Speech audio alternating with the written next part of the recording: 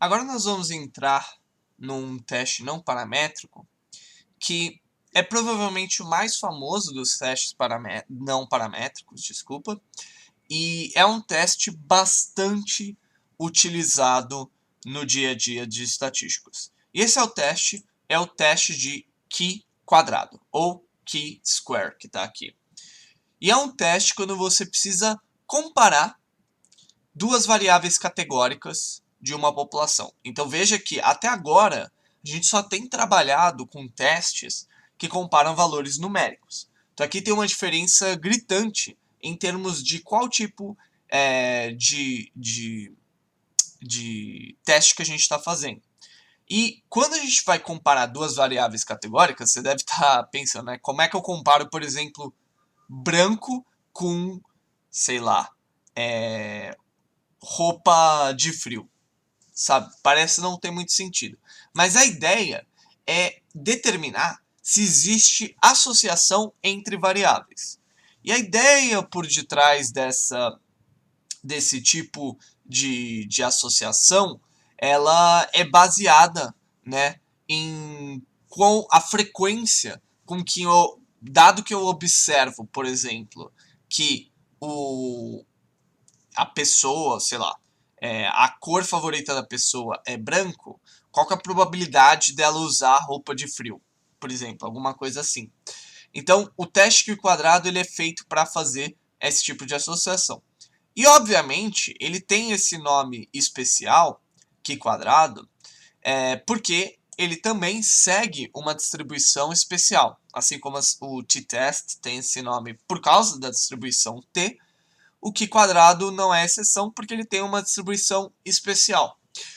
E essa distribuição é a distribuição de Q quadrado, que, de novo, é uma distribuição relacionada ao número k de graus de liberdade, né? E a ideia é que ela é uma distribuição, é um caso especial de uma outra distribuição, que é a distribuição gama, e ela é principalmente utilizada justamente para esse teste de hipótese que recebe o nome dela. Então aqui a gente tem a notação que é utilizada, que é Q quadrado K, ou Q quadrado com K aqui embaixo. Eu honestamente não sei o nome dessa letra grega, talvez deixa eu ver qual que é o código. O nome da letra grega é Q, então por isso o nome. Tem como parâmetro o valor K, de número de graus de liberdade, né? E aqui tem as funções de PDF, CDF. Aí você pode ver que a expectativa é justamente o número de graus de liberdade. Aqui, de novo, o teste, o Q quadrado, assim como todas as outras distribuições que a gente viu, eu consigo pegar e sortear valores aleatórios. Aqui eu estou passando o número de grau de liberdade. E ele tem também disponível no NumPy. Então eu posso vir aqui numpy.random.keysquare, colocar aqui, por exemplo, 1, colocar o size igual a 10.000 e tirar o histograma. E eu consigo ver a carinha da minha distribuição de Q quadrado com 1 grau de liberdade. E aí aqui vocês podem ir observando o que acontece quando eu aumento o número de graus de liberdade. Você vai vendo que ele sai dessa carinha de uma exponencial decrescente. Aqui ele parece agora mais uma log normal do que qualquer outra coisa. E conforme eu vou aumentando o número de graus de liberdade, ele vai se deslocando. Se eu tiver um número de graus de liberdade muito alto, você vai ver que ele vai cada vez mais se aproximando de uma normal, né? Então essa é a minha distribuição de Q quadrado.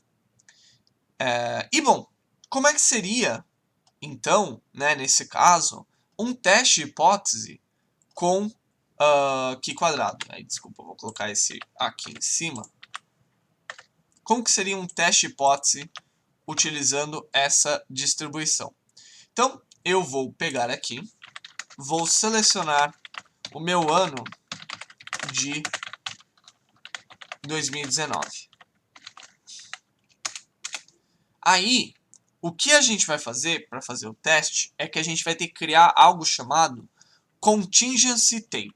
Então, vou colocar aqui Contingency Table igual a pd.crossTab df tp dependência e df tp localização.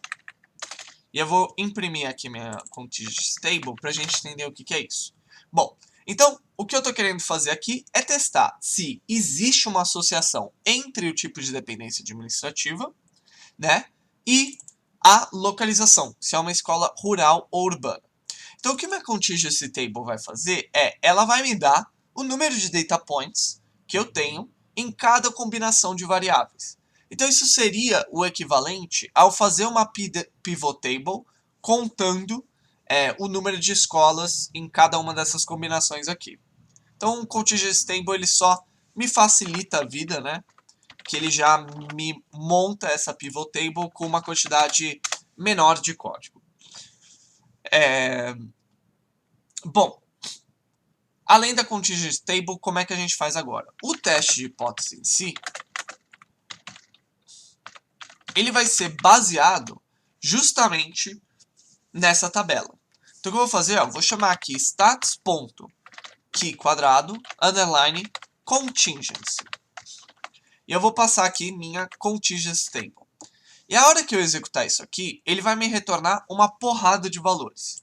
Esses valores eu vou colocar aqui em ordem. Key2, stat. Então, o valor da estatística que eu extraí da minha distribuição de Q quadrado. O p-value, que no final vai ser usado para a gente determinar se isso é estatisticamente significativo ou não. O DOF, que é o Degrees of Freedom, ou graus de liberdade. E o valor esperado, que a gente já vai entender. Então, a primeira coisa que eu vou olhar aqui é justamente os meus valores esperados, que eu acho que é um array. É um array. Bom, então o que a gente pode observar que é o valor esperado?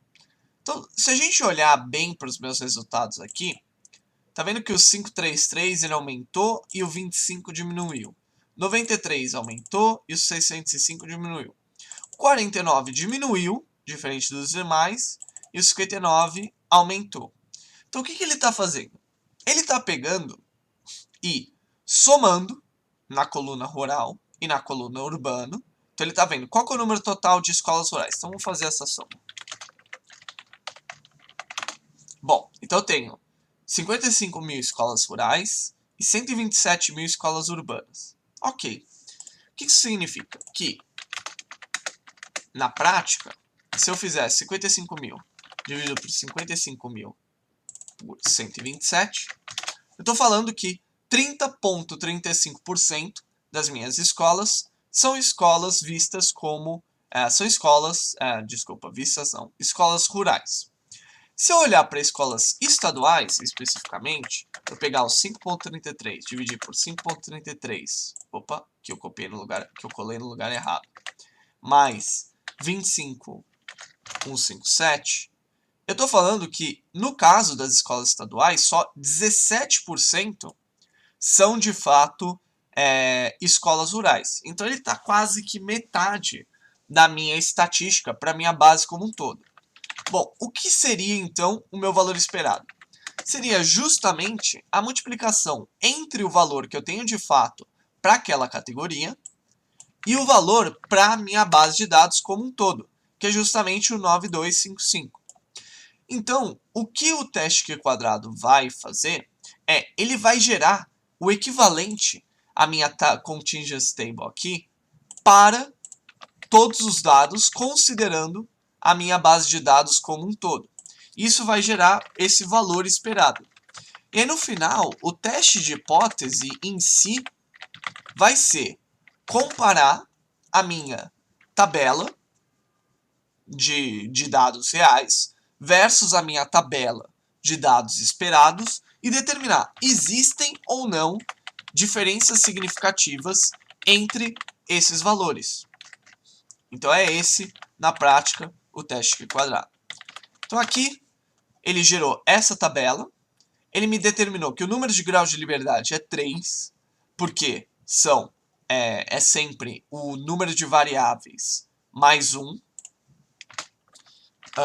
Aqui, a minha estatística, que a gente vai extrair, então vou colocar aqui, estatística. estatística é o que 2 stat, que você olhando 30.000, isso aqui não significa nada. Então o que a gente pode fazer é tirar qual que é o valor crítico.